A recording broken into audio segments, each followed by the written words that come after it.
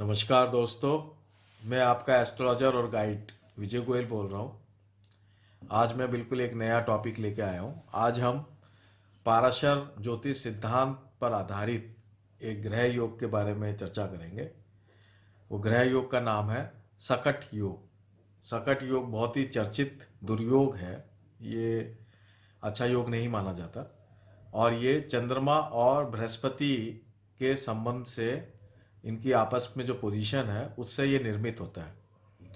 तो पाराशर एस्ट्रोलॉजी के अंदर बहुत सारे ग्रंथ हैं जहाँ पे सकट योग की चर्चा की गई है, जिसमें से एक बहुत ही पॉपुलर ग्रंथ है फल दीपिका। फल दीपिका जो है ऋषि मंत्रेश्वर द्वारा लिखी हुई पुस्तक है।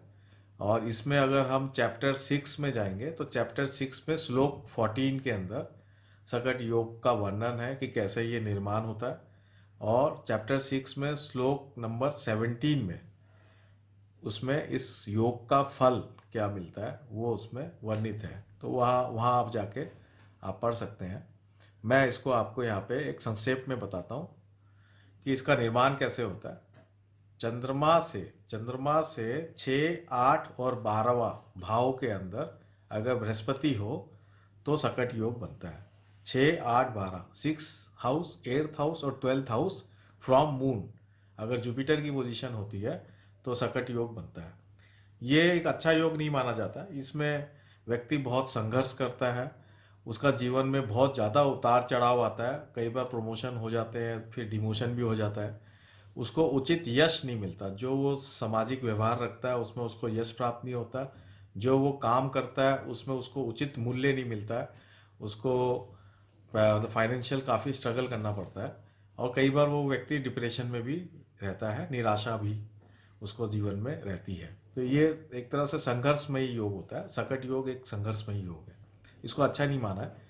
ये एक प्रकार का गज केसरी जो योग होता है जो बहुत ही अच्छा माना जाता है वैदिक एस्ट्रोलॉजी में, उसका ये विपरीत योग है सकट योग। इसमें फल दीपिका में एक इसका कैंसलेशन योग भी बताया है कि अगर चंद्रमा लगन से केंद्र में होगा तो ये योग कैंसिल भी हो जाता है। ये बात भी फल दीपिका में बताई गई है।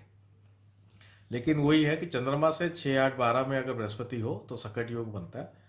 तो इसका इस योग पे ये बहुत कॉमन योग है, बहुत सारी कुंडलियों में ये पाया जाता है। और अगर बहुत सारे अच्छे दूसरे योग हो तो ये योग उन योगों को कमज़ोर भी कर देता है, तो पूरी कुंडली का फल नहीं मिलता है। तो इसका मैंने एक उपाय भी सोचा है। मैंने इस सकट योग से आदमी अगर किसी कुंडली में अगर सकट योग हो तो उससे वो कैसे बाहर आए, उसका मैंने उपाय भी सोचा है, जो मैं आपको अभी बताता हूँ। उपाय के अंदर अगर चंद्रमा से 6th हाउस में अगर बृहस्पति हो, चंद्रमा से छठे में अगर बृहस्पति हो तो ये सकट योग नंबर 1, एक नंबर योग बनता है। ऐसे 3 योग बनते हैं तो इसको हम एक नंबर मान लेते हैं। चंद्रमा से छठे भाव में अगर बृहस्पति हो तो इस केस के अंदर क्या करना चाहिए। एक इसका बहुत अच्छा उपाय है जो सब लोग कर सकते हैं कि इसमें पीपल के पेड़ में रोजाना दूध चढ़ाना चाहिए। जो जड़ में पीपल के पेड़ की जो जड़ होती है, जड़ में रोजाना दूध चढ़ाना चाहिए, या दूध को थोड़ा पतला कर ले पानी में डाल के और पीपल के पेड़ को सींचना चाहिए। ये इसका बहुत ही कारगर उपाय है। देखिए, बृहस्पति को पीपल माना गया है ना। और इसी फल दीपिका के अंदर ही अगर आप बृहस्पति के कारक पढ़ेंगे, खासकर चैप्टर नंबर 2 और श्लोक नंबर 16 में लिखा हुआ है, पीपल को अश्वत्थ बोला गया है संस्कृत में, जिसको पीपल बोला जाता है। तो पीपल बृहस्पति को माना गया है और चंद्रमा जो है दूध का कारक है ही। तो चंद्रमा से अगर बृहस्पति जो है चंद्रमा से अगर छठा है तो बृहस्पति से चंद्रमा 8वां होगा, ठीक है, 8th पोजीशन होगी। तो अगर पीपल है और पीपल का जो 8वां मूल हो गया, जड़ हो गई, तो उसमें अगर हम दूध चढ़ाएंगे तो बहुत अच्छा रिजल्ट आएगा। दूसरा सकट योग का जो निर्माण होता है वो है चंद्रमा से 8वां अगर बृहस्पति हो, 8th हाउस में चंद्रमा अगर जिस हाउस में भी बैठा है, चंद्रमा अगर फर्स्ट हाउस हम मान लेते हैं तो उससे 8th हाउस में अगर बृहस्पति हो तो ये सकट का दूसरे प्रकार से इसका निर्माण होता है।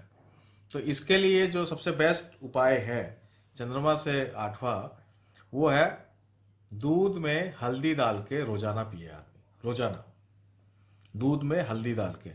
देखिए, आठवां जो घर होता है ना, आठवां घर जो होता है वो मूल का होता है, जमीन के अंदर का होता है।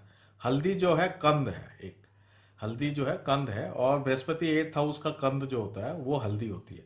तो इसलिए चंद्रमा और बृहस्पति जो है, यहाँ पे चंद्रमा से बृहस्पति जो है एट्थ हाउस में है। बृहस्पति और चंद्रमा जो है यहाँ पे दूध है, तो इसको अगर हल्दी और दूध को अगर मिला के आदमी रोजाना पिएगा तो चंद्रमा और बृहस्पति का मिलन हो जाएगा, यानी गजकेसरी का निर्माण हो जाएगा। तो वो इसका भंग योग बन जाएगा। सकट योग का भंग योग गजकेसरी योग ही होता है, तो ये भंग हो जाएगा। तो इसलिए जिसका भी चंद्रमा लगन में हो, बृहस्पति एट्थ हाउस में हो, उसको जो है दूध में हल्दी मिला के पीना चाहिए। तीसरा जो इसका योग बनता है, चंद्रमा से ट्वेल्थ हाउस में बृहस्पति। अगर चंद्रमा से ट्वेल्थ हाउस में बृहस्पति या 12वां बृहस्पति हो तो केसर का तिलक रोजाना लगाना चाहिए। केसर का तिलक यहाँ पे है कि हम केसर लेंगे और उसमें गंगा जल मिलाएंगे। गंगा जल जो है पवित्र जल माना जाता है। चौथे घर का चंद्रमा को गंगा जल माना गया है। और बृहस्पति, केसर जो है खिला हुआ रंग होता है, बहुत ही ब्राइट कलर होता है, और ये उच्च की बृहस्पति की निशानी मानी जाती है केसर को। इसलिए केसर और गंगा जल को अगर आप मिला लेंगे तो और इसको डेली माथे पे लगाएंगे तो ये फिर दूसरा तीसरे प्रकार से गजकेसरी योग का निर्माण हो जाएगा, जो उपाय के द्वारा किया हुआ होगा। तो ये इस सकट योग को भंग कर देगा, जो चंद्रमा और बृहस्पति का 2-12 रिलेशनशिप से जो बन रहा है। तो ये तीन मैंने आपको उपाय बताए हैं। ये तीनों उपाय 3 प्रकार के सकट योग पे आप इसको यूज़ करिए और इसका लाभ उठाइए। मतलब इसका आपको बहुत ही अच्छा लाभ मिलेगा, ऐसा मैंने कईयों को बताया है और उनको मिला भी है। आप भी इसका भी लाभ उठाएं। धन्यवाद।